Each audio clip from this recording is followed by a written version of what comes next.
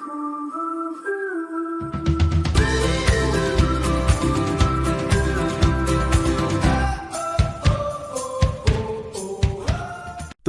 Pendidikan Kewarganegaraan.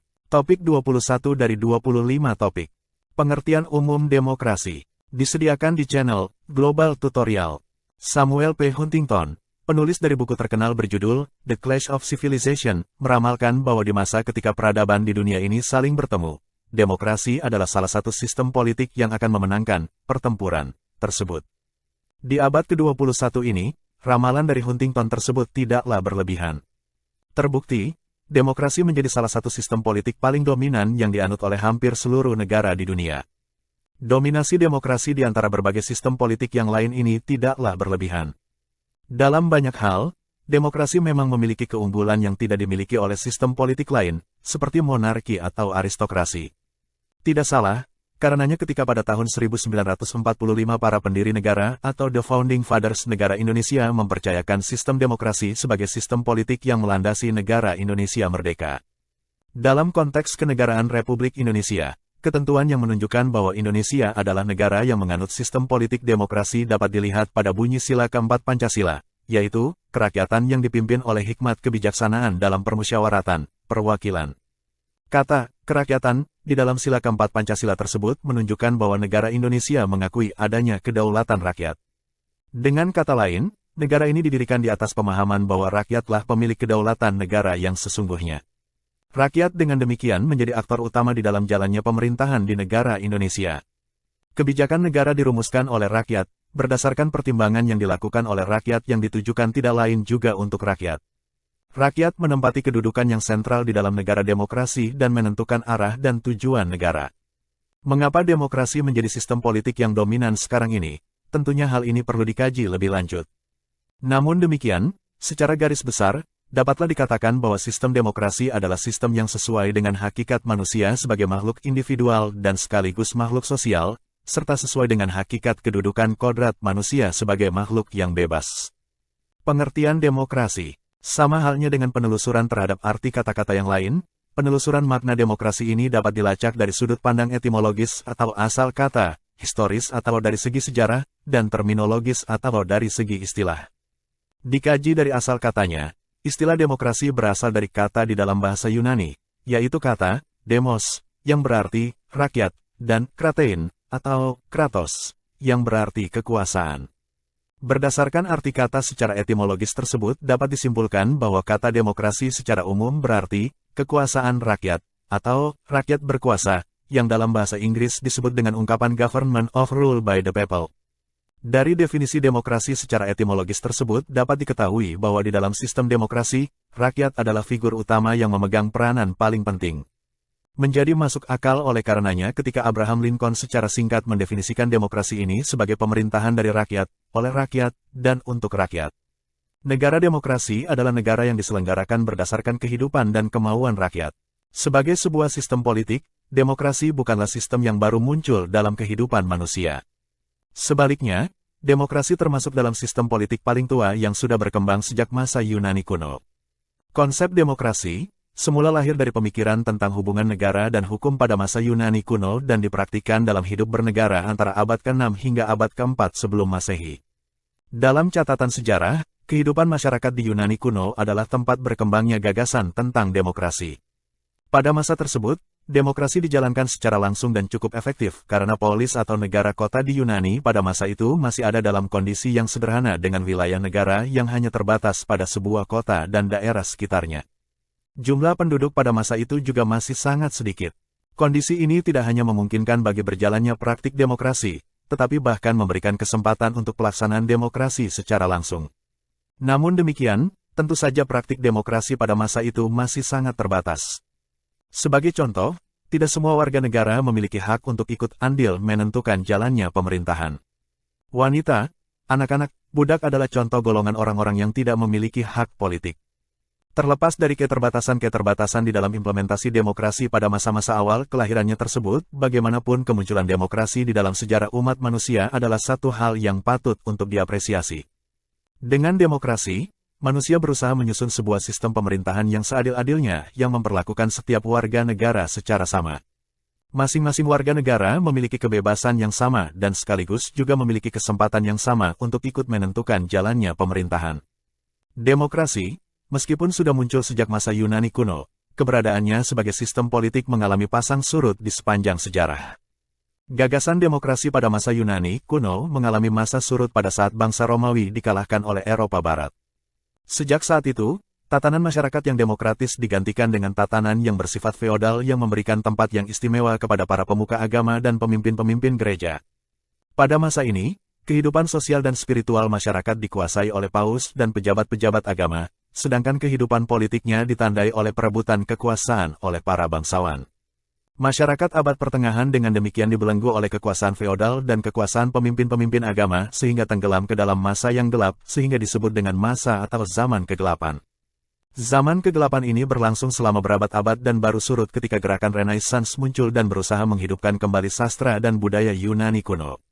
Gerakan ini mencapai puncaknya pada abad ke-15 dan ke-16. Masa Renaissance adalah masa ketika orang mematahkan semua ikatan yang ada dan menggantikannya dengan kebebasan bertindak yang seluas-luasnya sepanjang sesuai dengan apa yang dipikirkan. Semboyan, beranilah berpikir, menjadi semboyan yang sangat diagung-agungkan pada masa Renaissance tersebut. Perlahan, tetapi pasti, pola pikir dan semangat baru di kalangan masyarakat Eropa tersebut sedikit demi sedikit melahirkan pemikiran modern yang meletakkan akal budi atau rasio sebagai instrumen epistemologis yang utama.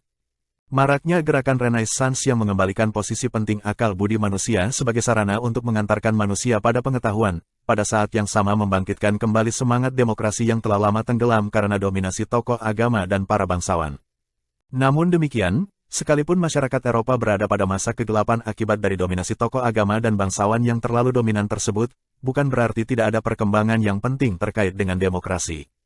Salah satu peristiwa besar yang menjadi salah satu tonggak sejarah yang perlu dicatat di dalam perkembangan demokrasi adalah ditandatanganinya Magna Carta, yaitu piagam perjanjian yang pada intinya berisi semacam kesepakatan antara para bangsawan dan Raja John di Inggris, bahwa Raja mengakui dan menjamin beberapa hak dan privileges bahwa sebagai imbalan untuk penyerahan dana bagi keperluan perang, dan lain-lain. Perjanjian ini apabila dilihat dalam konteks saat ini mungkin memang terkesan sepele dan sederhana. Namun demikian, dalam konteks sejarah pada masa itu, perjanjian Magna Carta tersebut menunjukkan sesuatu yang besar. Lahirnya piagam tersebut dapat dikatakan merupakan tonggak yang penting bagi perkembangan demokrasi karena menunjukkan dua hal. Pertama, piagam tersebut menunjukkan bahwa untuk pertama kalinya kekuasaan raja harus dibatasi.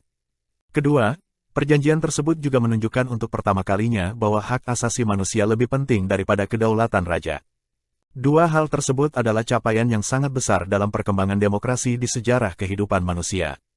Untuk pertama kalinya dasar-dasar demokrasi modern diperkenalkan kembali dalam kehidupan manusia. Seiring dengan semakin kuatnya gerakan Renaissance, gelombang baru demokrasi di kalangan masyarakat Eropa juga semakin lama semakin kuat. Perkembangan demokrasi modern di kalangan masyarakat Eropa menjadi semakin kuat ketika dalam kehidupan spiritual masyarakat Eropa terjadi reformasi, yakni revolusi agama yang melanda masyarakat Eropa Barat pada abad ke-16. Dua kejadian tersebut, yaitu Renaissance dan reformasi spiritual tersebut telah membawa kehidupan masyarakat Eropa memasuki satu fase baru kehidupan yang belakangan disebut dengan masa Aufklärung. Aufklärung telah membawa semangat untuk berani berpikir sendiri yang melanda masyarakat Eropa Barat. Dari sinilah, muncul gagasan yang semakin berkembang tentang konsep kebebasan diri yang belakangan menjadi salah satu tema penting dalam demokrasi. Dari sini timbul gagasan tentang hak-hak politik rakyat yang tidak boleh disalahgunakan oleh raja. Pada saat yang sama, timbul pula kecaman-kecaman terhadap para raja yang memerintah secara sewenang-wenang. Kecaman ini lama-lama meluas dan berkembang menjadi kebencian masyarakat terhadap sistem monarki absolut.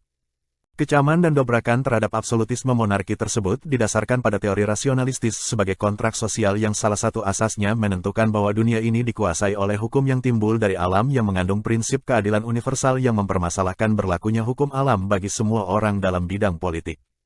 Raja diberikan kekuasaan untuk menyelenggarakan penertiban dan menciptakan suasana yang memungkinkan rakyat menikmati hak-hak alamnya dengan aman, sedangkan rakyat akan menaati pemerintahan raja asal hak-hak alamnya juga terjamin.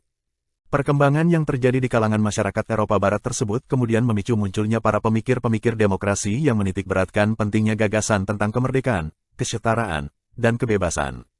Di antara para pemikir tersebut, nama-nama yang sangat terkenal adalah Rousseau, Montesquieu, dan Voltaire di Perancis, serta pemikir-pemikir seperti John Locke, Thomas Hobbes, serta David Hume di Inggris. Berawal dari gagasan dan pemikiran-pemikiran para tokoh inilah, gagasan tentang demokrasi menjadi semakin berkembang. Dampaknya masih dapat dirasakan hingga saat ini, yaitu bahwa demokrasi telah menjadi salah satu sistem politik yang paling besar dan dianut oleh hampir seluruh negara di dunia. Mencermati perkembangan yang terjadi di dalam sejarah demokrasi tersebut dapat diambil satu kesimpulan bahwa berbagai macam prinsip yang terdapat di dalam demokrasi bukanlah prinsip yang bersifat instan yang langsung jadi, dan selalu ada dari dulu hingga saat ini. Hal yang terjadi justru sebaliknya. Berbagai macam konsep di dalam demokrasi tersebut selalu mengalami dinamika dan pasang surut yang melibatkan berbagai elemen di dalam kehidupan manusia pada masa itu, baik kehidupan individual maupun kehidupan secara kolektif. Saat ini, seiring dengan sudah sangat majunya kehidupan manusia, pengertian dan ruang lingkup yang dikandung oleh istilah demokrasi juga semakin lama semakin berkembang. Prinsip-prinsip dasar demokrasi pun juga dikembangkan dengan sedemikian rupa dan disesuaikan dengan kebutuhan dan tantangan yang dihadapi oleh masing-masing negara. Perkembangan yang pesat yang dialami oleh demokrasi ini pada saat yang sama juga berdampak pada semakin berkembangnya kajian-kajian ilmiah tentang demokrasi. Saat ini istilah demokrasi dipahami secara bermacam-macam oleh masyarakat. Masing-masing tokoh memiliki pendapatnya sendiri-sendiri tentang pengertian demokrasi. Demokrasi adalah salah satu dari sekian banyak istilah di dalam bidang politik yang banyak menjadi bahan kajian pada saat ini. Demokrasi menjadi fenomena politik global sehingga demokrasi pun pada akhirnya menjadi bahan kajian dan pembahasan banyak tokoh.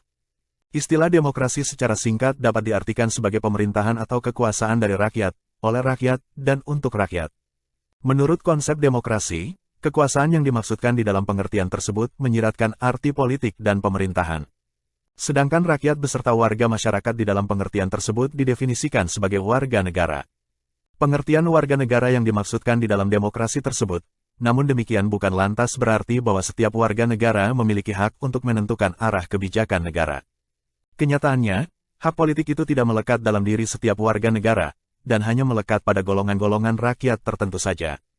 Pada masa Yunani kuno misalnya, hak politik warga negara tersebut hanya melekat pada laki-laki dewasa dan yang merdeka, dalam arti bukan laki-laki yang menjadi budak. Sementara wanita, anak-anak, dan budak tidak mendapatkan kesempatan yang sama. Kini, ribuan tahun pasca diperkenalkannya konsep politik demokrasi tersebut, pemberian hak politik kepada warga negara tersebut telah mengalami banyak perkembangan. Saat ini bukan hanya laki-laki saja yang memiliki hak politik, tetapi wanita pun memiliki hak yang sama, bukan hanya untuk memilih orang-orang yang akan duduk di pemerintahan, tetapi memiliki hak untuk duduk dan mencalonkan diri di dalam pemerintahan tersebut. Meskipun demikian, bagaimanapun di dalam sistem politik demokrasi, pembatasan hak warga negara tersebut tetaplah ada. Demos yang dimaksudkan di dalam demokrasi bukanlah rakyat dalam pengertian rakyat secara keseluruhan, melainkan dalam arti populus tertentu, yaitu mereka yang berdasarkan tradisi atau kesepakatan formal memiliki akses untuk mengontrol sumber-sumber kekuasaan dan bisa melakukan klaim atas hak-hak prerogatif dalam proses pengambilan keputusan yang berkaitan dengan urusan publik atau pemerintahan. Perkembangan lain yang dapat dicatat di dalam sejarah demokrasi adalah tentang sifat langsung dan tidak langsung di dalam pengambilan keputusan publik. Pada masa-masa kelahiran demokrasi di Yunani kuno, demokrasi dapat dilaksanakan secara langsung. Teknisnya adalah setiap warga negara yang memiliki hak politik akan berkumpul di suatu tempat untuk membicarakan satu urusan publik yang penting. Setiap warga yang hadir dengan demikian memiliki kesempatan untuk menyampaikan pendapatnya secara langsung. Inilah yang dinamakan dengan demokrasi langsung. Demokrasi langsung ini umumnya dilakukan oleh negara atau pemerintahan yang jumlah warga negaranya tidak banyak. Sekarang, mengingat jumlah penduduk di negara demokrasi sudah sangat banyak, praktik demokrasi langsung semacam ini menjadi hal yang sulit untuk direalisasikan. Pertama, dari segi tempat, tidak ada tempat atau lokasi pertemuan yang mampu menampung semua warga negara yang akan berdiskusi. Kedua, walaupun misalnya tempat tersebut dapat ditemukan, mengelola warga negara dalam jumlah yang sangat besar untuk berkumpul dan berdiskusi tentang satu pokok permasalahan tetap saja bukanlah persoalan yang mudah. Melihat kenyataan tersebut, pada masa sekarang demokrasi lebih banyak dilaksanakan dengan cara tidak langsung. Warga negara dengan demikian tidak perlu menghadiri kegiatan pengambilan suara secara langsung, tetapi cukup memilih orang-orang yang menjadi wakil mereka untuk menduduki lembaga pemerintahan, baik di lembaga legislatif, yaitu lembaga yang menyusun peraturan perundang-undangan atau kebijakan publik, maupun di lembaga eksekutif sebagai lembaga pelaksana kebijakan publik. Dalam pelaksanaan demokrasi tidak langsung, tidak semua warga negara dapat terlibat secara langsung di dalam pengambilan keputusan publik. Hanya mereka yang karena sebab-sebab tertentu yang dapat terpilih menjadi wakil. Sementara sebagian rakyat yang lain hanya dapat puas jika kepentingannya terwakili. Mereka tidak memiliki kemampuan dan kesempatan yang sama untuk mengefektifkan hak-hak mereka sebagai warga negara. Demikianlah materi topik ke-21 tutorial pendidikan kewarganegaraan. Channel Global Tutorial akan sangat membantu masyarakat umum dan para mahasiswa yang sedang atau ingin kuliah di universitas terbuka, atau kuliah di perguruan tinggi manapun di Indonesia. Ratusan video tutorial S1 Ilmu Hukum, S1 Ilmu Pemerintahan, S1 Ilmu Komunikasi, S1 Ilmu Manajemen, S1 Ilmu Administrasi dan lainnya disajikan di Global Tutorial. Video tutorial dituturkan dan disubtitelkan agar dapat ditonton, dibaca sambil didengarkan. Jangan khawatir jika tidak langsung paham. Untuk pemahaman yang lebih baik, putar dan dengarkan video tutorial berulang-ulang. Subscribe dan like, agar Anda mendapatkan update tutorial lainnya. Bagikan juga link video ini, agar teman lain juga mendapatkan manfaat channel ini. Sampai jumpa.